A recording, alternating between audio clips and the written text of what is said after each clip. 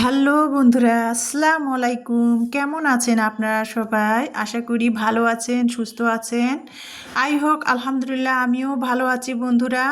কিন্তু ইদানিং আমি খুব ব্যস্ততার মধ্যে যাচ্ছি। আর এখন তো দিন একটু একটু করে ছোট হয়ে যাচ্ছে, শীতের আমেজ পড়ে যাচ্ছে, যার ফলে একলা হাতে সব কিছু সামলাতে হয়।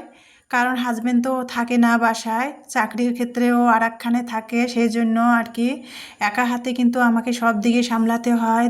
ছোট দিনের বেলা সংসারের সমস্ত কাজ করে, ভিডিও করে, তারপরে কিন্তু আপনাদের সাথে ভালো লাগাগুলো শেয়ার করা অনেক কষ্ট হয়ে যাচ্ছে বন্ধুরা। তারপরেও কিন্তু আমি ধৈর্য হারাচ্ছি না, দেখি আমার ভাগ্যে মহান আল্লাহ কি লিখেছে আর কি। আর ইউটিউব প্ল্যাটফর্মে কাজ করতে গেলে তো ধৈর্য ধরতেই হবে, তাই না? সবাইকে ধৈর্য ধরতে হবে, ধৈর্য ধরলেই তো কথাই আছে সবুরে নেওয়া ফলে ধৈর্য ধারণ করতে হবে সবাইকে, শুধু আমাকে না। তো যাই হোক, ইদানিং আসলে একটু ব্যস্ততার মধ্যে যাচ্ছি বন্ধুরা। আর যারা লাইভ করে বিশেষ করে তারাই কিন্তু জানে লাইভ করতে গেলে আলাদা একটা পেয়ারা, আলাদা পেয়ারার মধ্যে দিয়ে যেতে হয়, যার ফলে মানে রেগুলার ইদানিং আমি ভিডিও দিতে পারতেছি না, প্লাস ভিডিও কমেন্টগুলোও আমি সঙ্গে সঙ্গে রিপ্লাই দিতে পারতেছি না। আমি আগে থেকেও যদিও সঙ্গে সঙ্গে কারো ভিডিওর কমেন্ট রিপ্লাই দিতাম না, কমপক্ষে 3 দিন পর যাইতাম, যে সবার ভিডিও কমেন্ট রিপ্লাই দিতাম। কারণ এই জন্যই যাইতাম, আমি কিন্তু সবার ভিডিও ফুল ওয়াচ করে দেখি, যার ফলে আমার সবার ভিডিও দেখতে কিন্তু অনেক টাইম লেগে যায়। আমি তো আর অন্যের মতো ছলনাময়ী না যে 10 মিনিটের ভিডিও আমি 5 মিনিটে দেখে বের হব। আমি কিন্তু ফুল প্রপার সবার ভিডিওতে আমি সময় দেই, ভিডিও দেখি। বিশ্বাস না করলে না করবে, কিন্তু আমার উপরওয়ালা আছে, কেউ যদি বিশ্বাস না করেন না করবেন, কিন্তু আমার উপরওয়ালা একজন আছেই। কারোর সাথে আমি কখনো মানে বেহালালিভাবে চলতে পারি না। এটা কেন জানি আমার মনে হয় স্বভাব।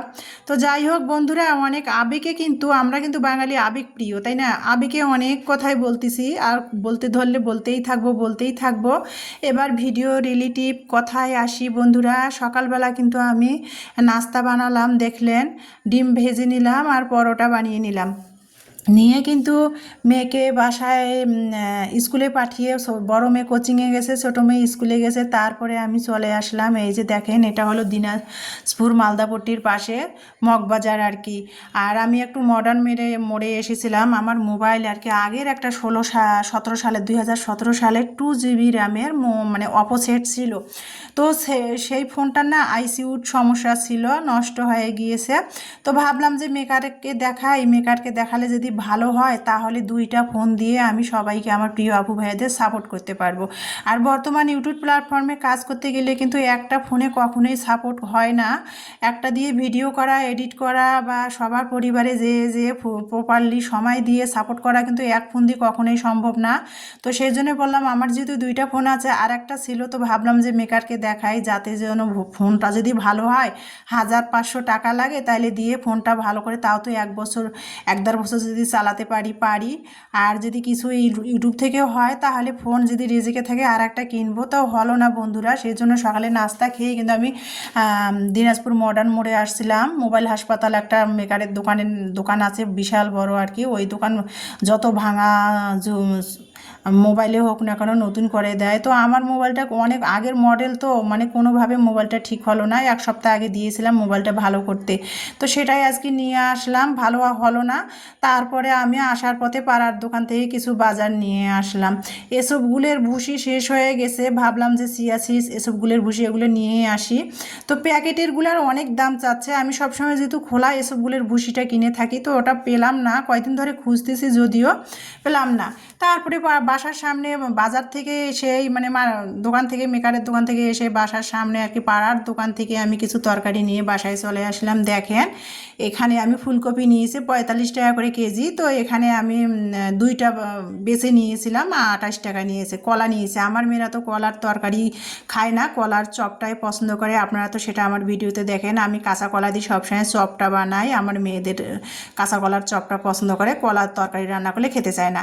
তারপরে এই যে কলা নিয়ে নিয়ে আসলাম, ভাবলাম যে এক বেলায় খাবো। কিছুদিন আগে মায়ের বাড়ি থেকে কলা নিয়ে আসলাম, কলাগুলো আর কি 12 ভূতে নষ্ট হয়ে গেল, মানে খাওয়ার অভাবে, যেটা আর কি আঞ্চলিক ভাষা 12 ভূতে বলে, খাওয়ার অভাবে কলাগুলো নষ্ট হয়ে গেল, ফালাই দেওয়ার লাগছে। মেয়েরা খেতেই চায় না। তো আমি ভাবলাম যে সকালবেলা একটু হালকা পাতলা নাস্তা খেয়েছে, একটু কলা বা ফল ফুস নিয়ে বাসায় যেয়ে খেয়ে তারপরে রান্না বসায় দিব। যদিও অলরেডি 12:30 একটা প্রায় বেজে গেছে।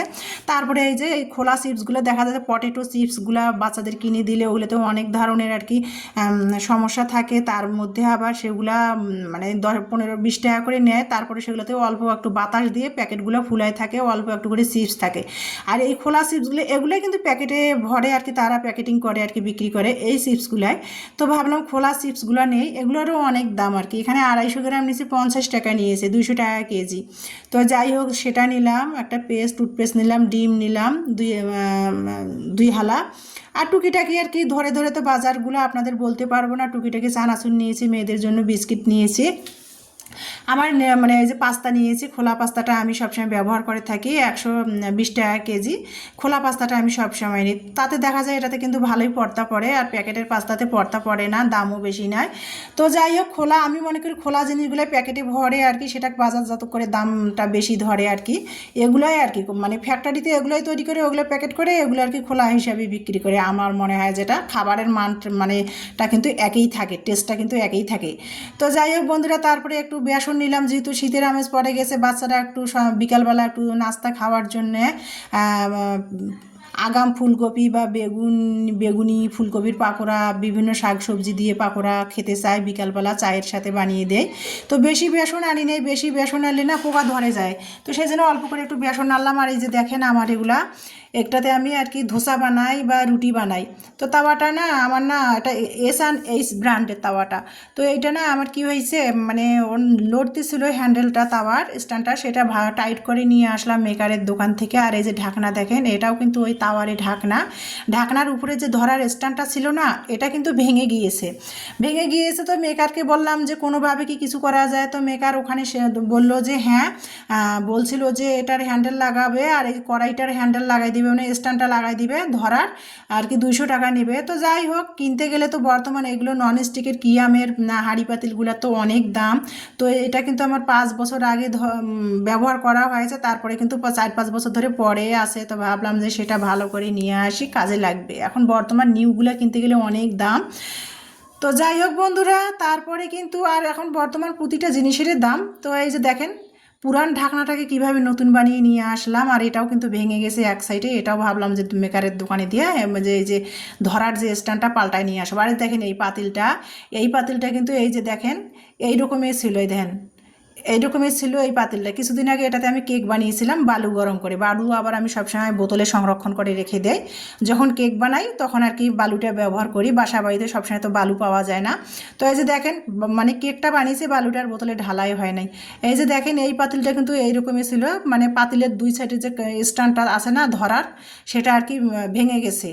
তো যার ফলে আমি একটা ভালো করে নিয়ে আসলাম, ভালোই হয়েছে, সুন্দর হয়েছে। তো ভাবলাম যে দ্বিতীয়টাও আর কি ভালো করে নিয়ে আসবো, সেটাই আপনাদের দেখাচ্ছিলাম। কিছু কিছু ফেলে দেওয়া জিনিসও কিন্তু, অকাজের জিনিসও কিন্তু দেখা যায় বুদ্ধি খাটিয়ে কিন্তু কাজেই লাগে, আমি মনে করি। তারপরে বাজার থেকে তো আমি একটা বাজে বাসায় আসছে, আজান প্রায় হয়ে গেছে, জহরের আজান। তো এখন কি করব, তাড়াহুড়া করে একটু ভাবলাম যে ব্রয়লার চিকেন ফ্রিজ থেকে বের করে রান্না করি। আর মূলা শাক যে নিয়ে আসলাম 2 মুঠা 20 টাকা দিয়ে, ওটা রান্না করব না, ওটা সিদ্ধ করে ফ্রিজে রেখে দিব, পরে আর কি খাওয়ার সময় রসুন পেঁয়াজ মরিচ দিয়ে ভাজি করে নিব। তো সেই জন্য আর কি তাড়াহুড়া লাগছিল। আর শাক কাটতে আমার অনেক সময় লাগে, আমি আবার জারে তারে হাতে শাক বাছাটা আমি খাই না, আমার পছন্দ না।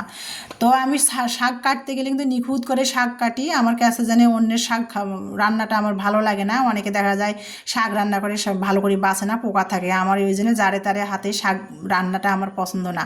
তো আমি শাক কাটতে গেলে অনেক সময় লাগবে, সেই জন্য শাক আর কাটলাম না। এখন বাজারগুলো নিয়ে আসলাম, ওগুলো কিছুই ধরবো না, তাড়াহুড়া করতেইছি একটু, যেহেতু 1টা বেজে গেছে, মেয়ে কোচিং থেকে এসে গোসল করতেছে, ছোটো মেয়ে কোচিংয়ে যাবে। তো সেই জন্য ভাবলাম ফ্রিজ থেকে শর্টকাট ব্রয়লার মুরগি বের করে একটু আলু কেটে দিয়ে রান্না করি।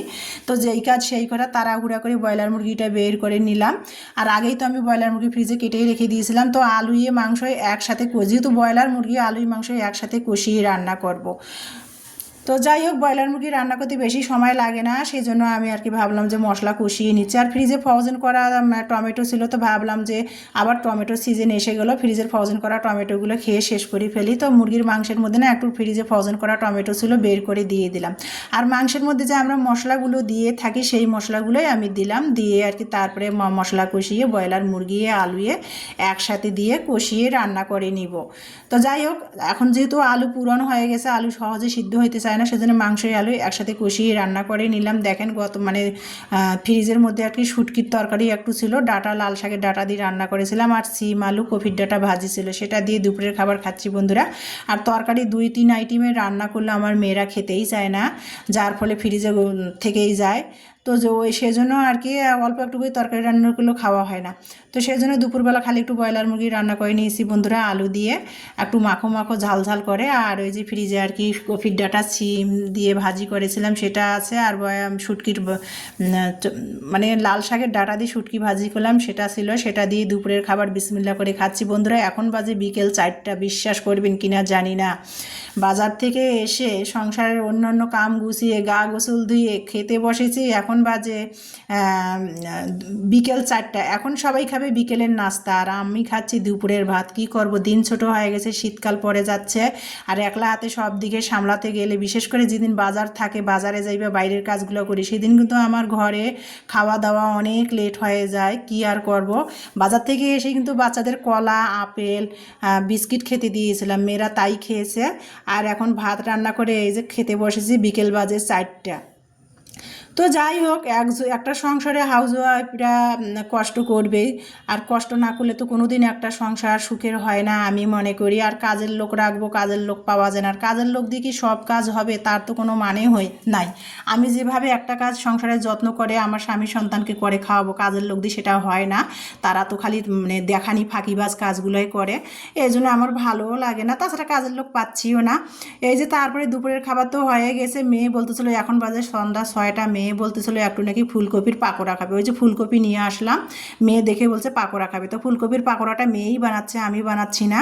ফুলকপির পাকোড়াটা বানানোর জন্য ফুলকপিগুলো ছোটো ছোটো করে কেটে নিয়ে সামান্য একটু লবণ দিয়ে একটা বলক পানির তুলে নিয়েছি, নিয়ে ফুলকপিগুলো আর কি এই যে দেখেন পানি ঝরাই নিয়ে এখন এখানে বেসন দিয়েছে, তারপরে আর কি ধনিয়া পাতা কুচি, আদা রসুন বাটা, জিরা ধনিয়ার গুঁড়া, আর এখানে মনে হয় ম্যাগি মশলাটা দিয়েছে, দিয়ে তারপরে যে দেখেন বেটারটাও অল্প অল্প করে পানি দিয়ে বেসন দিয়ে বেটারটা তৈরি করে নিয়েছে। এখন যে সামান্য একটু বলক তুলে যে ফুলকপিটা নিয়েছে সেটা আর কি এর মধ্যে মেখে তেল গরম করে ভেজে নিবে। তো এইটা নাকি মেয়ে খাবে বিকালবেলা টমেটো কেচাপ দিয়ে।